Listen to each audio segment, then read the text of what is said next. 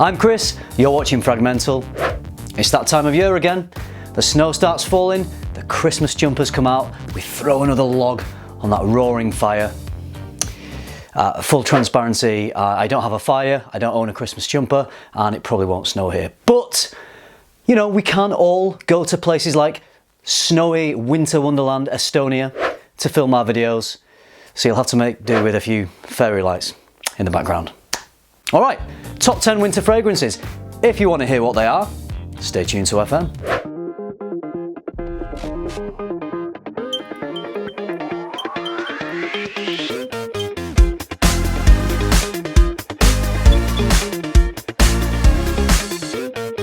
We love a good list video, don't we? They're always very popular with you lot out there, and they're good fun to put together. So, I'm going to give you 10 fragrances from my collection that I intend to be rotating through this winter. Let's go. Very quick honourable mention to start off the video. This fragrance was one that topped my autumn designer list. I'll still be wearing this through the winter because it works really well in autumn and winter, but I didn't want to include it in the final list. I'm talking about Tom Ford's Ombre Leather, a more affordable version of Tuscan leather. It's a little less sharp than Tuscan, it's a little smoother, a bit more mass appealing. It's fruits and leather predominantly. I really enjoy this one and I'll be wearing this a lot through the winter. So, Tom Ford Ombre Leather, my honourable mention. Starting the list off with my number 10 fragrance. I'm a coffee lover. I probably drink too much coffee, but I love it. I don't drink any of that instant rubbish. I drink the proper stuff, okay? I'm a bit of a coffee snob. Now, this isn't a snobby fragrance. This is a very affordable fragrance, pretty cheap fragrance. This was recommended to me by my viewers and followers on Instagram actually when I asked for coffee fragrance recommendations. It's one that you'll all know. It's a nice cheapie. I thought it'd be good to kick off the list with a cheapie. I'm talking about Rochas Man, which is the lava lamp of the fragrant world. Yes, weird shape, but there we have it. That's what it is. So this is coffee and lavender, and I wouldn't say it smells terribly rich or terribly natural, but you know, it's a nice, fairly smooth, rounded fragrance. I enjoy wearing this. I think that coffee and the lavender pair off really well. It's got a liveliness to it, it's got a little bit of freshness as well, perhaps coming from the lavender.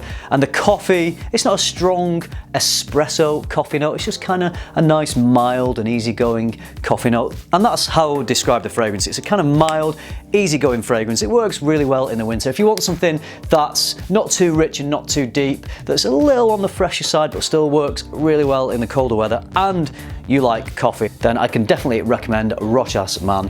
It's pretty affordable fragrance for what you get, in my opinion. This is one that you may be sick of seeing on lists, although maybe people were putting this one on lists so much that it doesn't really seem to appear on lists anymore. So I'm bringing it back. I'm talking about Dior Sauvage. It's not the Eau de Toilette, even though that probably is more powerful than this one, probably more longer lasting. Talking about my favourite of the three Sauvages, it's the EDP. So with Sauvage, we get the bergamot, we get the kind of powdery freshness. So it's a shower jelly, very popular, very easy to wear fragrance. You do smell it around a lot, but you know, I don't smell it often enough where I am to get sick of wearing this. Whenever I do smell it, if I'm on a train or if I'm around crowded people in a bar and I get a whiff of Sauvage, it happened last night actually, I got a whiff of Sauvage, I always think, you know what, it's nice, Sauvage is nice. And because I rotate through a lot of fragrances, because I'm testing a lot of fragrances, I don't wear Sauvage that often, so when I smell it out and about, it reminds me that I enjoy it and I do wear it. I find the EDP a little smoother, a little less screechy than the EDT. It's a little richer, a little more sensual, and because of that, I think it works really nicely as a winter scent. Could be a good winter signature scent. It'd work as a date night scent. It's pretty versatile. If you've not tried Sauvage, then go into a store, they're everywhere, try it out. Try all three, see which one you prefer. My preference is the EDP. Number 8 is a slightly divisive fragrance. It's a fragrance that came out in 2017, and it tends to be more the frag heads that enjoy this one. This isn't a mass appealing fragrance. This isn't a crowd pleaser. This isn't a fragrance that someone who's just looking for an easy to wear signature scent goes into a department store and chooses because they would maybe find the smell a little bit too challenging. It's Gucci guilty, absolute. This one is known for being a good release from Gucci because it's a little more daring, a little more challenging, a little more creative than perhaps what we would expect from a lot of designers. So this one is a very leathery fragrance. It's a very dry, woody, leathery fragrance, and it's got a bit of a medicinal TCP type of smell. And this is a bit of a, I'm calling this a bit of a Marmite fragrance because when I taste Marmite, a part of me is slightly repulsed by it, but a part of me is fascinated by it, and I kind of just enjoy it because of that, because it's challenging yet enjoyable at the same time. Feel the same way about Gucci guilty, absolute. I smell this and I think, you know, why would I want to wear that? But at the same time, I'm thinking I would really love to wear this. So it's kind of a little bit of a weird relationship, but overall, I do enjoy wearing it because it's different, because it's challenging, because it's creative. Try it on your own skin. I wouldn't recommend this as a blind buy, but because it's potent, because it's strong, because it's got that sharp dryness about it, works really well in the winter. Number 7 is the first Tom Ford that I ever owned, and I've recently come back to this. I've recently revisited it and refound my love for this one. So you've probably not seen me talk about this too much on my channel, and I don't think it's been in any of my list videos before, but I've been wearing this a little bit more. I'm almost out of it, so I will be buying another bottle. I think as I've begun to appreciate fragrance compositions more, I can now pick out what's in this fragrance and I can appreciate it in a different way. So it's really interesting to me that at the start of my journey, if you can call it a journey, I thought it was okay, but now I really enjoy it. I'm talking about Tom Ford's Noir. So for me with this is all about the patchouli and the vanilla. It's a lovely powdery composition. It smells high quality, smells rich, it smells masculine. It's got a little bit of a sweet powdery nature to it. So it all balances really well. Tom Ford Noir could be a great signature scent, and I did wear this as a signature scent for about 12 months until I'd pretty much run down my 100ml bottle. I love these bottles, I love the presentation. I need to own Tom Ford Noir Extreme. If I did own that, that would potentially be in this list as well, because that's a little more gourmandish, a little sweeter, so that would also work really well in the winter. But this is powerful enough and strong enough and rich enough to cut through that cold winter air.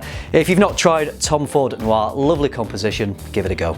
At number 6 is a fragrance that I've recently acquired, and you've probably never seen this in any of my lists before. I don't think I've really talked about this on my channel. It's a fragrance you will all know. Everyone apart from me, until recently anyway. So this was a fragrance that was pretty big a few years ago. It was worn by loads of people. It probably got overworn and people got a little bit sick of this fragrance. They were just smelling it everywhere, and it is now associated with a younger crowd, perhaps a little more of a juvenile fragrance. It's Paco Rabanne's 1 Million. I don't have that association with it because when this came out, I was wearing Cool Water, I was wearing Jean-Paul Gaultier's La Malle, so I never smelled this, and I never wore it, and I don't remember ever really smelling it on anyone else. So I don't have those associations with this scent. So when I smelled this recently, a few months ago, I thought it's nice. I was pleasantly surprised. It is just a lovely, kind of slightly gourmandish scent. It's got a bit of a patisserie, bakery type feel. It's sweet, it's easy to wear. Because of that almost dessert-like sweetness to it, just works really well in the winter time. This is a scent that you can just pick up when you're not sure what to wear. Dumb reach, throw it on, you know you're gonna smell good, and it lasts pretty well too. I do really enjoy 1 Million Privé. That is a slightly more boozy version of 1 Million. I don't own that one, but I do enjoy it. But I thought it was time to bring 1 Million into one of my lists. So I'm sure you all know it, but I'll be wearing this quite a lot this winter. Now we're into the top 5, so things are getting a little more serious. We're pulling out the big boys for this one, and this is no exception. This is from a car manufacturer. I've owned this now for a couple of years. This is a steal. This is one of the best value designer fragrances on the market. Works really well in the winter time. It's from Bentley, and it is Bentley for Men Intense. This is such a well composed fragrance, such a smooth blend. We've got some vanilla and leather, but the leather's nice and smooth, and there's incense, so this incense is just swirling around, adding this kind of mysterious, enigmatic quality to the fragrance. And because it is a heavier fragrance, because it has that boozy accord, it works really well in the winter time. This sells full retail in department stores for quite a lot of money, but you can find it online for really cheap. I got this 100ml for around £27, which for a fragrance of this quality, this smells niche quality. This does not smell like a designer fragrance. It doesn't smell like it's loaded with ambroxan. It smells natural and it smells high quality. So £27 for 100ml, and I just checked a day or two ago, it's still that price on Notino.co.uk. If you don't have Notino, I'm sure you can find your discounter website selling it for a similar price. It does retail on the discounters for such a low price. If you've not tried this one, if you think the notes suit you, if you like a very sophisticated, very rich fragrance, slightly boozy, something that works well in the cooler weather, then you know, it's maybe even worth a blind buy at the cost that it is. One of the best value fragrances you can buy, Bentley Intense for Men. Number 4 is a fragrance that's pretty new to me, but I've been wearing this for the last couple of weeks now and I've really been enjoying it. I'm pretty sure that this fits into the designer category because the company that makes this also make other designer products.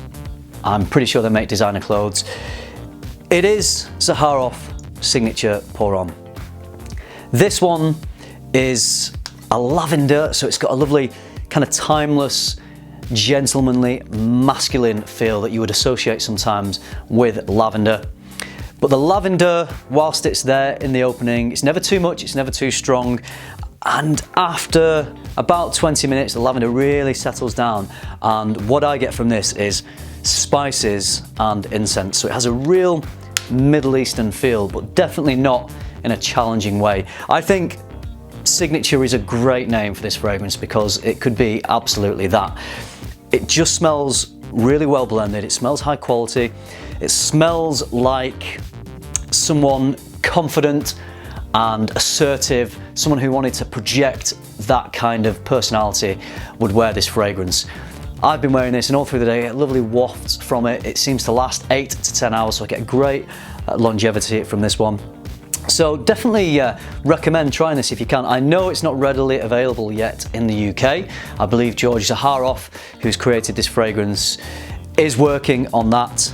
You can buy this within the US, so do check out the ZAHAROFF website. I'm not sure if they provide samples, but sample it if you can. I think it's about $150 and that is going to be for 120ml, so you're getting a lot of juice. This is a slightly newer formulation of the original ZAHAROFF Signature Pour Homme that was massive in the 90s, and then the company had some problems. There was a big crash due to 9/11, and George ZAHAROFF is now really building back up the company, and this fragrance is kind of leading the way, it seems, for the company. So I really enjoy ZAHAROFF Signature Pour Homme. Classy, gentlemanly, timeless, but modern at the same time. Very easy to wear, very enjoyable to wear. I'll be wearing this a lot through winter. Okay, these next 3, there's nothing in them. There's hardly anything to separate them in terms of how much I enjoy these and in terms of the quality of them.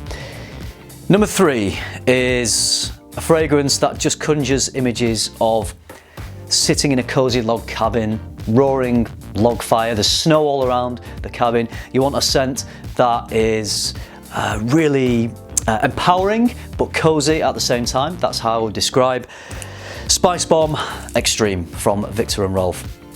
So this grenade of a fragrance is well loved in the community. It's got that original Spicebomb DNA. Add some tobacco into it so it just darkens things up a little bit, and oh, it's just such a pleasure to wear. I haven't really worn this much yet. I'm going to be wearing the heck out of this through this winter. In my opinion, this is the best of all the Spicebomb releases. I do love the original Spicebomb Night Vision. Avoid it, I wouldn't bother. Not a great fragrance in my opinion. This one, very good, and can't wait to wear this over the next few months.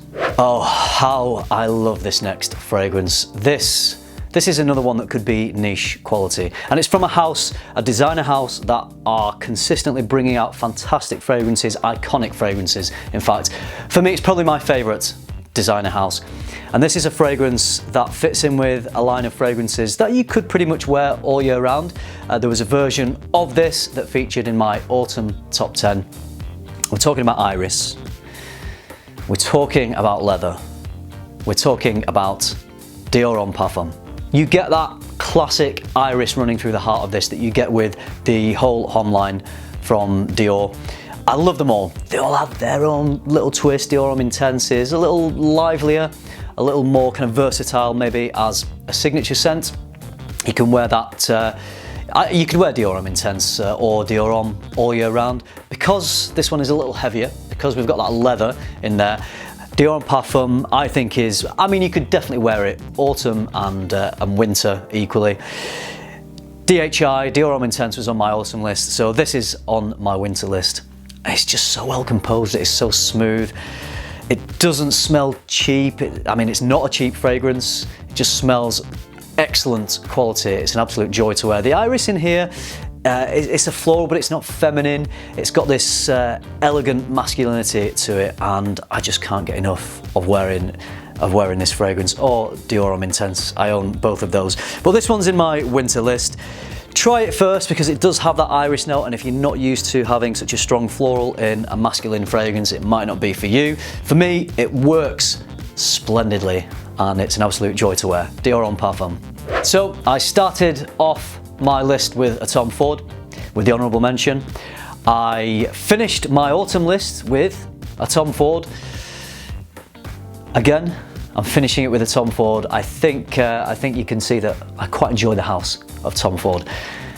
This one, absolutely one of my favourites, one of my top 5 Tom Fords, certainly the one that I reach for most in the winter.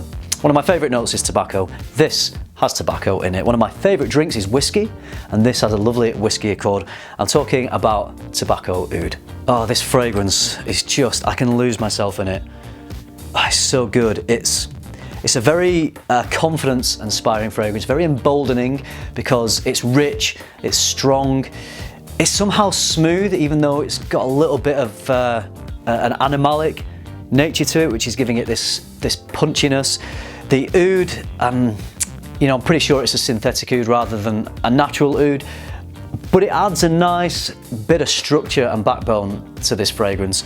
The whiskey accord is smooth, so this reminds me of, you know, maybe, not that I've ever, well, I have tried a cigar, but I never smoke cigars, but it makes me think of smoking a cigar, sitting in a very nice kind of lounge bar, drinking a whiskey, or maybe even drinking an old-fashioned, and feeling good and feeling powerful, feeling strong. That's a good word for this fragrance. It makes me think of strength. I put this fragrance on and I feel confident and I feel ready to tackle the world. It's a great one to wear at this time of year. It is a little heavier than a lot of the other fragrances in the private blend, although Tobacco Oud Intense is quite similar to this, but even richer, even sharper. I do really love Tobacco Oud Intense. I maybe prefer that version to this just a little bit, but I don't own a bottle of the Intense version. If I did, that would probably be on this list instead of this one, but there's not much in them. I do really enjoy both of them.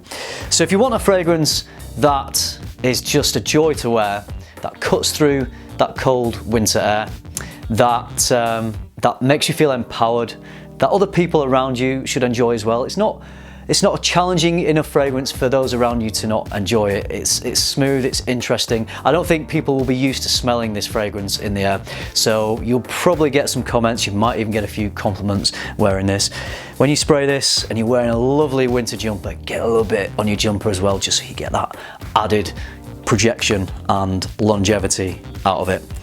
Tom Ford Tobacco Oud or Tobacco Oud Intense are both fantastic fragrances. Two of my favourite tobacco fragrances, two of my favourite Tom Ford fragrances, and the fragrance that I am most looking forward to out of all these to wear this winter. So that completes my top 10 winter fragrances in the designer category that I'll be rotating through heavily this winter. A lot of these are popular choices. I know you'll have seen them in other lists. I know a lot of you out there will own them because I know that you're watching my channel, so you definitely have good taste in fragrances. If you own these, let me know what you think. If you hate any of these, I'd love to hear why you hate them. It's always nice for people to comment on the videos because it provides extra information other than just my own opinion for everyone else watching this video. I know people do scroll down the comments to try and get an idea about all the fragrances that I've talked about and highlighted in this one. So do leave me some comments. I always love to hear from you and I try to respond to as many of your comments as possible. Wherever you are in the world, I hope you've got a lovely cozy Christmas jumper. I hope you see some snow. And I hope you've got at some point a lovely roaring fire that you can sit next to with your loved one and drink some eggnog, drink some mulled wine and wear one of these 10 fragrances. I hope you enjoyed the list. I hope you found it useful. Have a fantastic winter. Thank you very much for watching. Remember, keep tuning into FM and keep smelling good.